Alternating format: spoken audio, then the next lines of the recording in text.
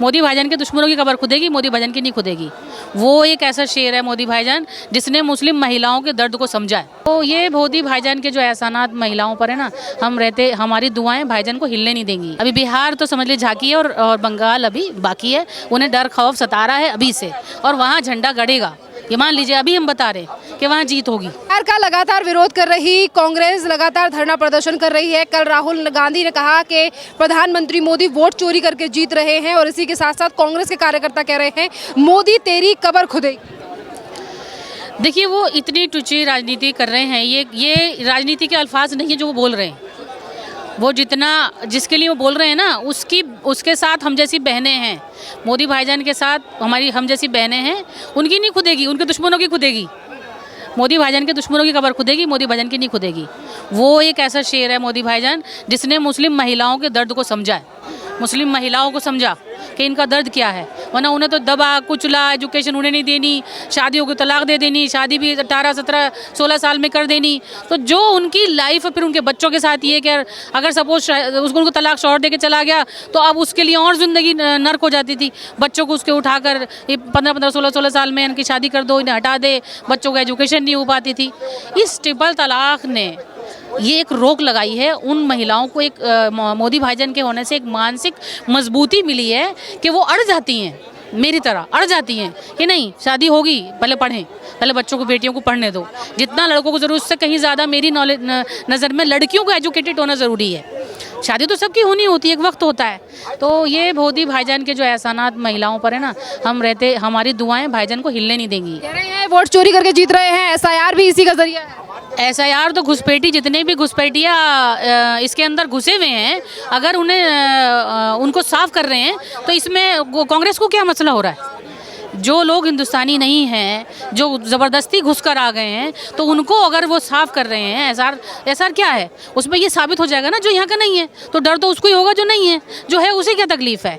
तो वो उनको ये डर है क्योंकि हो सकता है कि उन्होंने नकली वोट ले रखे हुए हों, नकली वोटर से ऐसे उनके पास हों इतने सालों में, जो 65-70 साल उन्होंने सरकार राज किया। ठीक है, तो जो जैसा होता है वो सामने वालों को वैसे समझता है।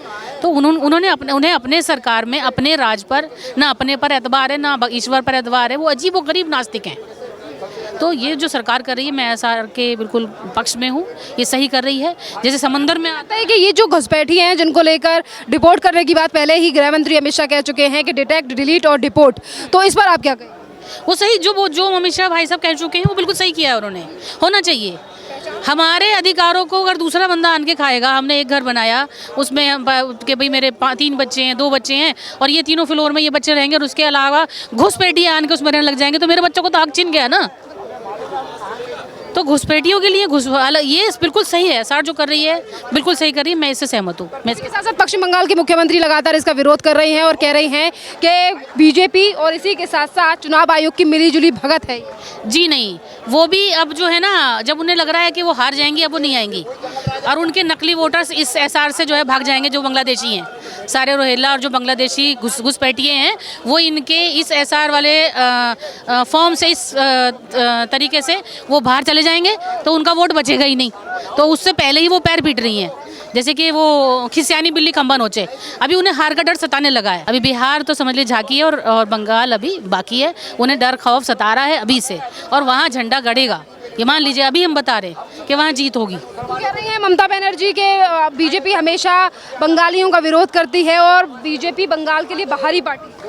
नहीं, एक बीजेपी ऐसी सरकार है जो किसी भी जाति, धर्म, किसी चीज़ का, किसी बंदे का विरोध नहीं करती। सबका साथ, सबका विकास लेके चलती है। एक बात बताइए, जो इन्होंने योजनाएं निकाली हुई हैं कि स्मॉल इंडस्ट्री के लिए महिलाओं को, तो क्या उसमें फॉर्म भरने में ये दिखा जाता है कि ये बंगाली है या बिहारी है या मुस्लिम है या हिंदू है? सबका साथ, सबका विकास है। जितनी योजनाएं हैं आज तक जो मोदी जी ने निकाली हैं, उसमें सबका साथ, सबका विकास में सबके लिए हैं।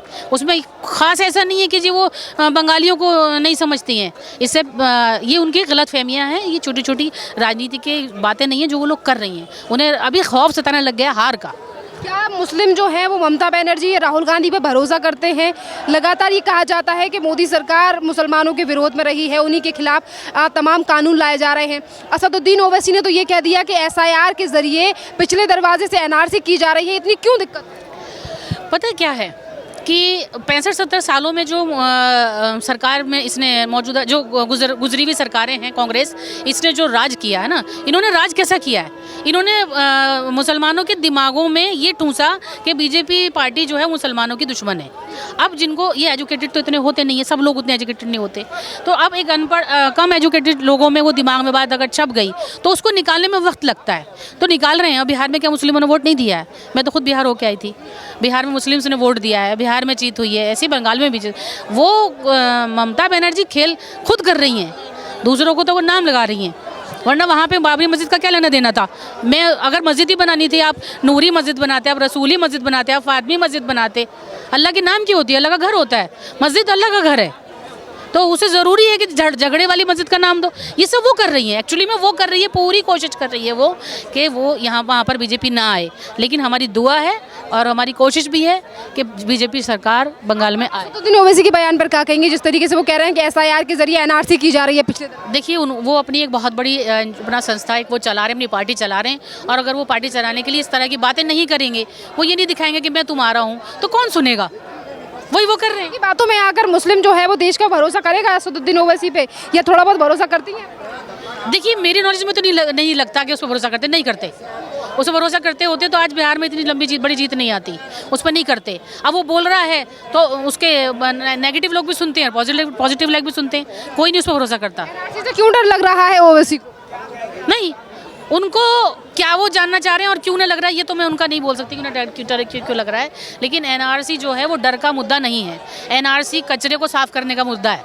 मैं तो सबसे बड़ी बात बोल रही हूँ, कचरा साफ हो जाएगा। ये समुद्र की तरह बह रहा है, हमारी पार्टी समुद्र की तरह बह रही है, और बहते हुए जो कचरा है ना हमारा, जो वो साफ हो जाएगा और क्लियर निकल कर आ जाएगा। इसलिए मुस्लिम भी समझता जा रहा है, मुस्लिम भी पार्टी के साथ है। अब देखिए पांचों उंगली तो एक जैसी नहीं है, हम 100% तो सबको नहीं समझा पाते। मेरा नाम कारी इस्माइल है। आरिफ जी, ये बताइए, कांग्रेस के लगातार जो कार्यकर्ता हैं वो दिल्ली में प्रदर्शन किया उन्होंने कल, और कहा कि मोदी की कब्र खुदेगी, वोट चोर गद्दी छोड़। जाहिर सी बात है कि इंसान, देश की जनता ने जब उनको नकार दिया है और अपनी इस जलालत को देख करके, तो इंसान तिलमिलाता है तो कुछ भी बोलता है। अपनी जलालत को देख करके ये तिलमिलाहट है, तो तिलमिलाहट में तो इंसान कुछ भी बोलेगा, कुछ भी बकेगा। बिहार के चुनाव हो, हरियाणा के चुनाव हो, बंगाल में चुनाव आने वाले हैं, लगातार ये विपक्षी पार्टियां यही आरोप लगा रही हैं कि वोट चोरी कर रहे हैं मोदी। देखिए, मैंने तो आपसे कहा कि ये सब तिलमिलाहट की जवाब है, लेकिन मैं आपको बता दूं कि जिन्होंने देश में 70 साल राज किया, इस देश के लिए क्या किया है, आज उनके 70 साल के कर्मों की सज़ा इस देश के जनता ने, ये 150 करोड़ जनता ने उनको सज़ा दिया है। और जाहिर सी बात है कि जब जनता ने उनको नकार दिया और अंदर आत्मा से बेचारे दुखी है, तो फिर जब इंसान दुखी होता है, जब हार जाता है, हर तरफ से जब उनको नाकामी मिलती है, हर स्टेट में जब उनको नाकामी मिलती है, तो फिर मायूसी जब इंसान होता है तो फिर कुछ भी बकता है, कुछ भी बोलता है। बंगाल के मुख्यमंत्री पर क्या कहेंगे? वो लगातार SIR का विरोध कर रही हैं, और वो भी वोट चोरी को लेकर प्रधानमंत्री मोदी से इस्तीफे की बात कई बार कर चुकी हैं। बस वही है कि ये सब आप जानते हैं कि सब एक ही सोच के लोग हैं। लेकिन आपको मैं बता दूं कि आने वाले चुनाव में बंगाल में भी भारतीय जनता पार्टी की सरकार बनने जा रही है, और भारतीय जनता पार्टी पूरी आन बान शान और फुल बहुमत के साथ भारतीय जनता पार्टी की सरकार बनेगी बंगाल में। कह रही हैं बीजेपी की नींव हिला देंगे हम पूरे देश में। अब कहने के लिए कुछ भी कह सकते हैं, आप जो रिज़ल्ट आएगा आप देखिए सब जगह के रिज़ल्ट, कि जनता किस तरह से बीजेपी का साथ दे रही है। इस देश की पूरी हर वर्ग के, हर धर्म के, हर जाति के लोग किस तरह से आज मोदी जी के साथ है, मोदी जी के कामों के साथ है। जिस तरीके आरोप लगते हैं कि केंद्र सरकार, मोदी या योगी, हमेशा वो मुसलमानों से नफरत करते हैं, मुसलमानों को दबाया जा रहा है। कई मौलाना भी इस तरीके की बात कर चुके हैं। अब देखिए, सबकी ये जमहूरियत मुल्क है, सबकी अपनी सोच है, कोई भी इंसान कुछ बोल सकता है, लेकिन मैं हूँ भारतीय जनता पार्टी के अंदर, मुझे तो आज महसूस नहीं हुआ। मैं भी एक मौलाना हूँ, मुझे तो आज तक महसूस नहीं हुआ। मैं काफ़ी टाइम हो गया मुझे यहाँ पे काम करते हुए। मैं मंच पे भी बोलता हूँ, हमारे इतने इस देश के हिंदू भाई, हमारे इस पार्टी के इतने कार्यकर्ता, हम लोग सब साथ में बैठ कर के चाय पीते हैं, साथ में बैठ कर के खाते हैं। कभी हमें तो आज तक ऐसा महसूस नहीं हुआ है। मुसलमान बढ़ रहा है, ये सब पॉलिटिकल मामला है। राज्य में विकास हो रहा है मुस्लिमों का? बिल्कुल हो रहा है, बिल्कुल हो रहा है। देखिए उत्तर प्रदेश में, आज उत्तर प्रदेश में हमारी सरकार है कि वहाँ पे मुसलमान क्या अमन सुकून के साथ नहीं रह रहे हैं। वहाँ हर धर्म के लोग, अभी इस कार्यकाल में कोई बड़ा दंगा हुआ है तो मुझे बताइए उत्तर प्रदेश में। कह रहे हैं कि एसआईआर जो है वो एसआईआर गलत है, पिछले दरवाजे से एनआरसी कर रही है सरकार। नहीं ऐसा नहीं है। देखिए, और ये तो हमारे जो बड़े अधिकारी हैं, ये उन लोगों का मामला है, देश का मामला है। और इतना है कि देश के लिए ओवैसी को एनआरसी से इतनी दिक्कत क्यों है? अब ओवैसी को एनआरसी से दिक्कत है, या आप ओवैसी से पूछिए, ओवैसी से को, लेकिन एनआरसी देश के हक में वो बेहतर है। ये हमारे मौलाना सरमारे बताते हुए, ओवैसी को दिक्कत नहीं, पूरे विपक्ष को दिक्कत है। इसलिए दिक्कत है, उनके जो सपोर्टर वोटर हैं वो निकल जाएंगे, और हम चाहते हैं उन्हें निकालना। बांग्लादेशियों को, रोहिंग्यों को, पाकिस्तानियों को, अफगानिस्तानियों को, सबको निकालना चाहते हैं जो अवैध रूप से रह रहे हैं। और जो भारतीय मुसलमान है वो रहेगा सिर्फ, वो हमारे भी हक खाते हैं, वो तो सरमारे बताते हुए। इसमें किसी की तौहीन नहीं है, ये तो हर सरकारों ने करा है, हर 15 से 20 साल होता है ये एसआईआर, ये होता है, ये होना ज़रूरी है। और मैं अपने मुसलमानों से अपील करता हूँ, जैसे अवैध रहता है, अवैध रूप से किराए पे लेके रूम पे, तो हमें कंप्लेंट देनी चाहिए कि इसकी जांच करो। ये हमें खुद चाहिए, हमें अपने मकानों में, कमरों में नहीं रखना चाहिए उन्हें। जब हम उन्हें छिपाएंगे तो हम पे परेशानी आएंगी। तो फिर आखिरकार क्यों विपक्ष सारा एसआईआर को लेकर चीख रहा है? ममता बनर्जी भी कह रही है चाल है चुनाव आयोग। और देखिए, उनका चीखना जायज इसलिए है, उनके वोटर सपोर्टर सभी खत्म हो रहे हैं, उनके वोटर सपोर्टर खत्म हो जाएंगे। देखा बिहार में कितने आदमी 60 लाख से अधिक छुपे हुए थे। अब बंगाल में देखना 1 करोड़ से आदमी ज़्यादा छुपा हुआ है, जो बॉर्डर पार करके आता है 15 दिन के लिए, 1 महीने के लिए, 2 महीने के लिए वो यहीं रह जाता है। कह रही है बीजेपी की नींव हिला देंगे हमें छेड़ा तो। अजी उसकी तो कबर खोद दी ममता की, वो तो जेल में जाने वाली है। एक दफे सत्ता हमारे हाथ में आने दो, जेल में जितने भ्रष्टाचार है उसके है ना, जितना उसने आतंक ठाया है बंगाल के अंदर, वो जेल में जाएगी ममता दीदी। हाँ, तुझे जेल में चाय खाएबो, जेल में खाबो हो जाए। पर बंगाल में तो वो कहती हैं कि बंगाल में मेरा ही राज है। वहाँ गुंडा का राज है, जैसे लालू का गुंडा राज रहा था, जंगल राज रहता, ऐसे उसका आज तक गुंडा राज है। तो वो गुंडा राज खत्म करने निकली है पब्लिक अब। जी हाँ, क्या कलर खत्म हो जाएगा? बिल्कुल गुंडा राज खत्म हो जाएगा। वहाँ बढ़िया शासन आएगा, गरीबों के हक में आएगा, भारतीय जनता पार्टी राज करेगी। 26 में इलेक्शन है, भारतीय जनता पार्टी पूर्ण बहुमत से जीतेगी। वो तो कह रही है बीजेपी बाहरी है पश्चिम बंगाल के लिए। कहाँ, कोई भारत से अलग है क्या? भारत से अलग है? ऐसे तो अखिलेश यादव की जंगल राज होता था, लालू का होता था, सब ऐसे कहते थे। देखो, शासन प्रशासन जो करना जानती है ना, शासन भारतीय जनता पार्टी जानती है। जब से मोदी जी आए, इन्होंने लोगों के दिलों को चुराया है। इन्होंने वोट चोरी नहीं करी, इन्होंने 140 करोड़ आदमी के दिलों को चुराया है। तो राहुल गांधी की पार्टी कह रही थी मोदी की कब्र खुदेगी, वोट चोर गति चोर। देखिए, हमने कब्र तो राहुल की, विपक्ष की, सबकी खोद दी। देख रहे हैं एक भारतीय मुसलमान की आवाज आज चीख चीख के राष्ट्रीय कार्यालय से बोल रहा है, पूरा देश सुनेगा इसे। हमने कब्र खोदी राहुल की, कांग्रेस की कब्र खोदी, विपक्ष के जितने के सबके कब्र खोदी, और कोई पनपने वाला नहीं है। इनमें दमखम नहीं है, कुछ भी किसी पार्टी में दमखम नहीं है, सिर्फ only one Bharatiya Janata party.